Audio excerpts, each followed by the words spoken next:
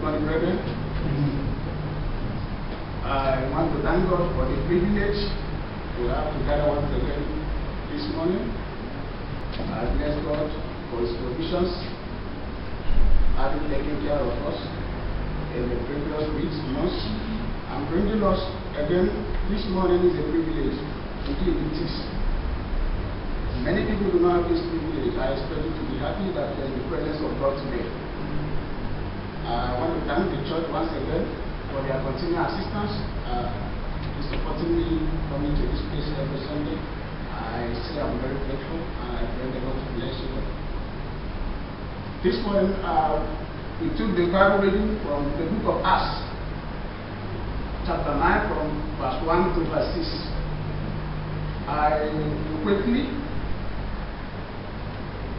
explain the meaning of this verse in my sermon.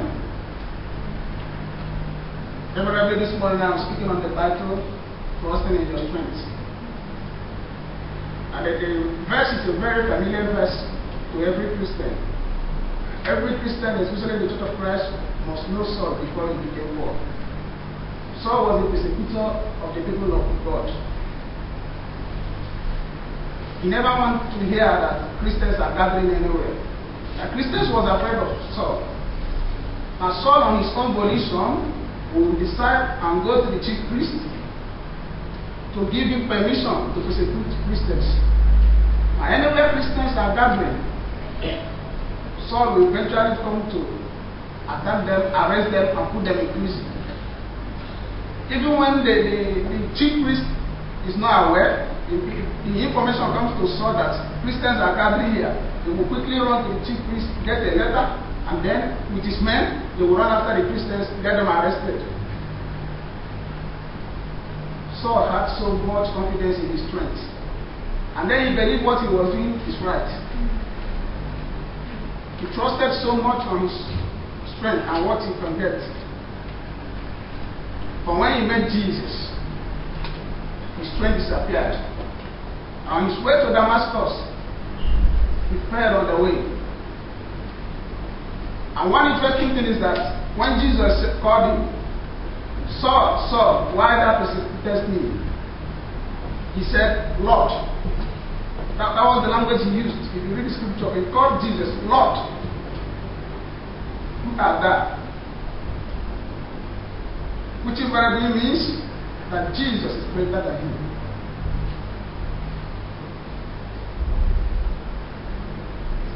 I took this picture from the internet to illustrate this point. In our lives, we have our strengths, we have our weaknesses. But assuming we are carrying something on our strength which we cannot endure, and the times becomes a burden unto us, and then we need to fall away. And this is exactly what happened to Saul. He went to the climax of persecuting Christians on his strength. But Jesus met him on the way. He changed to Paul. Eventually, Paul was a persecutor of Christians, which I just said. And when he met Jesus, he addressed Jesus as Lord. The servant and the master can never be equal. The master is always greater than the servant. And indeed, Jesus was greater than Saul. And Saul addressed him as Lord. In our personal lives, everyday life, we have our strengths. Many people so much believe in their own strength. Your strength sometimes becomes positive, many times it becomes negative. A lot of people achieve a lot of things from their strength and they take their glory. They believe so much in them. Invariably, there are certain things I can do that you cannot do. And there are many things you can do that I cannot do. And this brings a distinction between us, which lies in our strength of doing these things. We all have our strengths. We all have our weaknesses. This is everybody, not only Christians, every living creature has a strength and its weakness. And then when you read a lot of philosophy, you see a lot of words. These words are very inspiring to the ears, to the mind, to the soul, to the brains. When you read them, you feel you are on top of the world. Many of the denominational churches today preach only, they try to encourage their members with words. Most of their preachings are simply on philosophy. They give them this optimism in life that there is no failure. They try to motivate them with words. And each week when they go to church, they go home filled with joy, that their hearts merry. Within the week, the expectations prepare them along the way. And when you listen to these philosophies, when you listen to these words, it is sweet like oil to the ear. Very sweet and interesting to listen to. And that is why you see a lot of people trooping in there. It motivates them.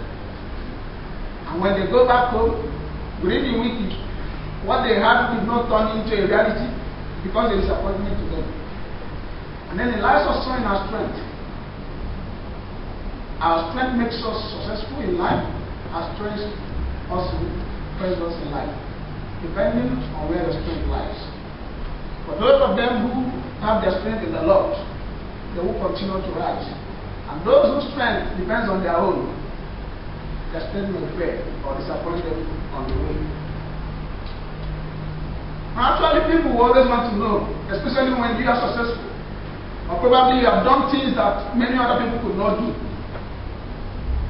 People would like to know what is special about you. There is something unique about you that gave you the strength to do this.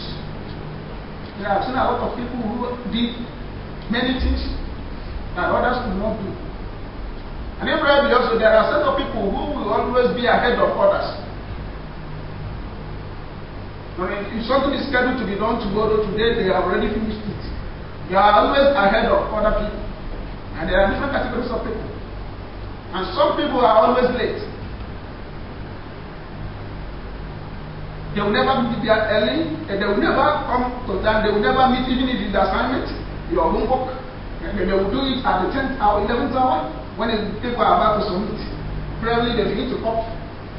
But some people will take their time at the night and they finish it, go through it, and bring it in the day. These are all about our strengths and weaknesses.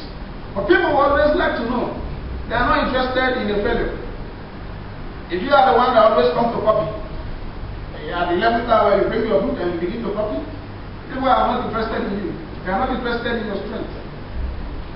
But if you are the one who is always there punctual, you are setting a legacy. People are looking at you. People always come up to you. They are very much interested in you. What is your strength? Now, strength also is up to us to preserve and destroy. I can preserve my strength. I can destroy my strength. You can preserve your strength. You can likewise destroy your strength. It's up to every human being to take care of this precious gift that God gave us. Now, our lifestyle will contribute a lot to how we manage the strength, if we have a strength in the Lord. Our attitude to life, our commitment to things, the way we think, the way we reason, and the things we do will eventually affect our strength. It's either it improves it or it destroys it. Now I want to give an instance of a man who was blessed with strength.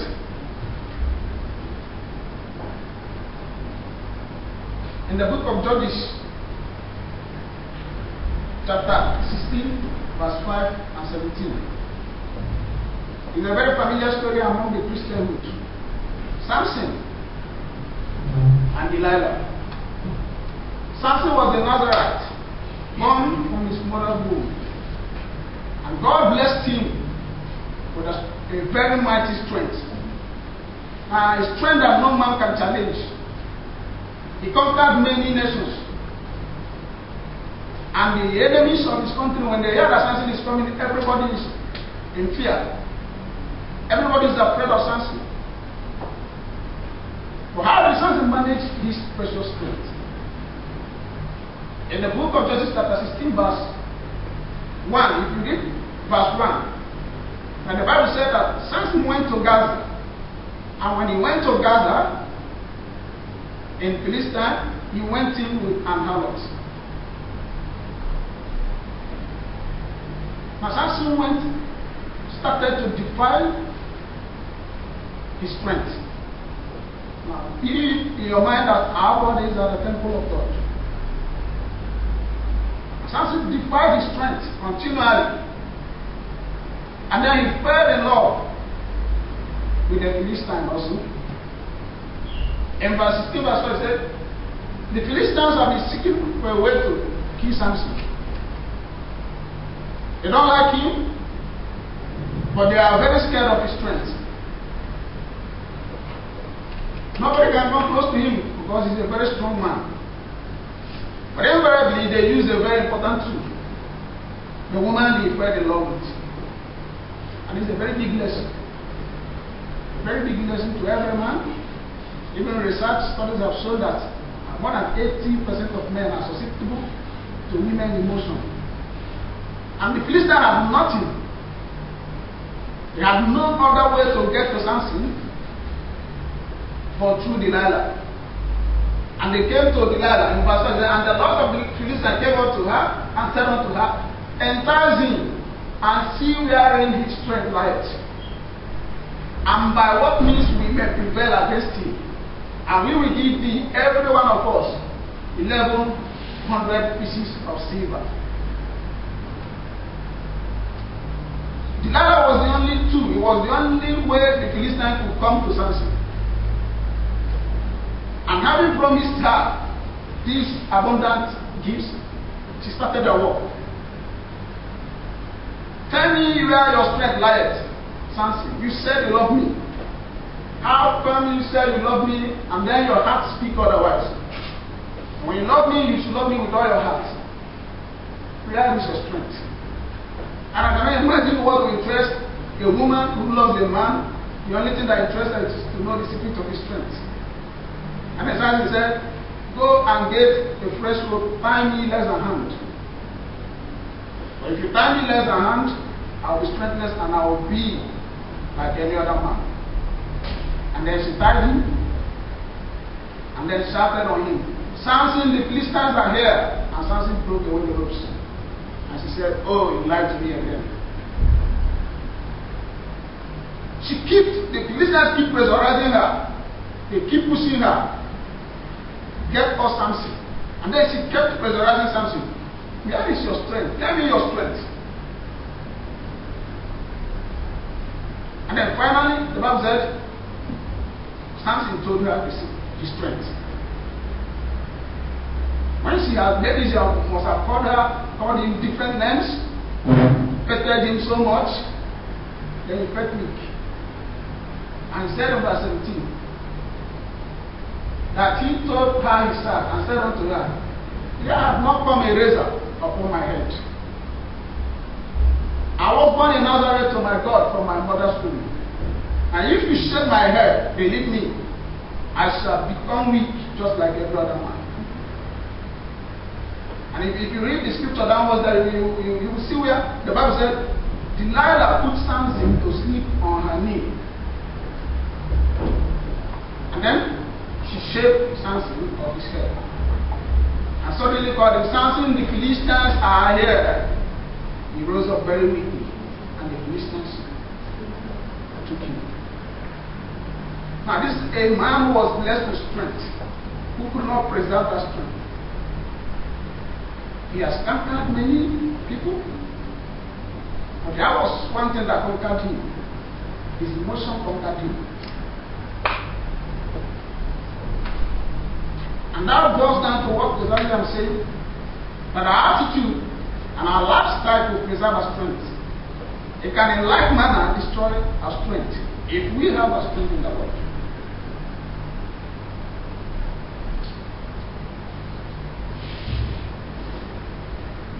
Delilah put Samson to sleep on her knee.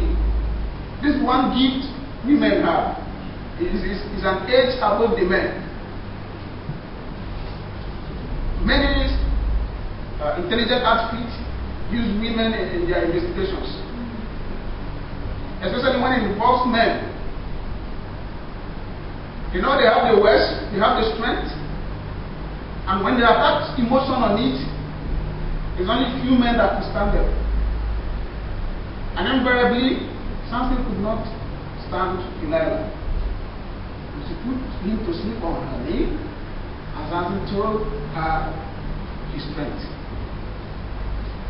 It's a lesson not only to Christians, mostly for men, not for the ladies.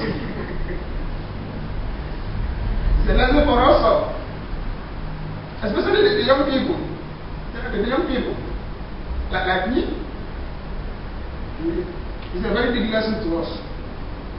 In the youthful age, that is where lost goes ahead of every young person. And we are very weak to it, and I pray the Lord will give us strength to withstand Delilah when we see her. The Philistines arrested Samson because he was weak. There was no more strength. The Samson that everybody was afraid of was now a nobody.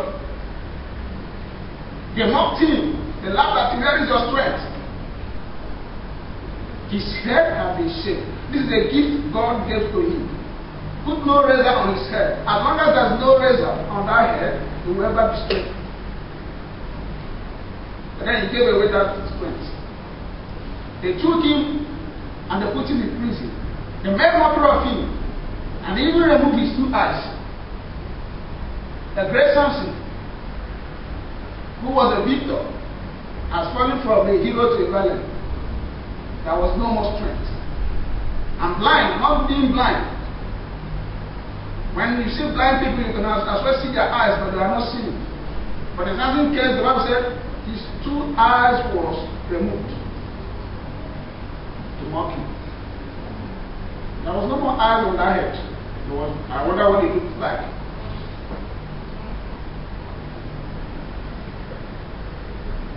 And then they planned to offer him as a sacrifice to their God. Having put him in prison for many months, his hair began to grow again. That is the source of his strength. Gradually, the hair began to grow, which is expected. But then the Philistines have decided we are going to sacrifice him to our God. And they made a feast. And then they brought Samson out to be offered as a sacrifice. Eventually, he prayed to God for strength. Yeah, there was no more strength. He prayed to God, give me strength to avenge these Philistines on this day. And he pulled down the shed where they are. He pulled the pillar, and the house collapsed all of them. How did Samson die? A very strong man. He did not even die like a weak man. There was no more strength in him. He wasted his life with attitude and lifestyle. Invariably, if he had not met Delilah, he may have lived longer than that, except if it is God's plan. If it was not for Delilah, there was no way for the Philistines to get at him.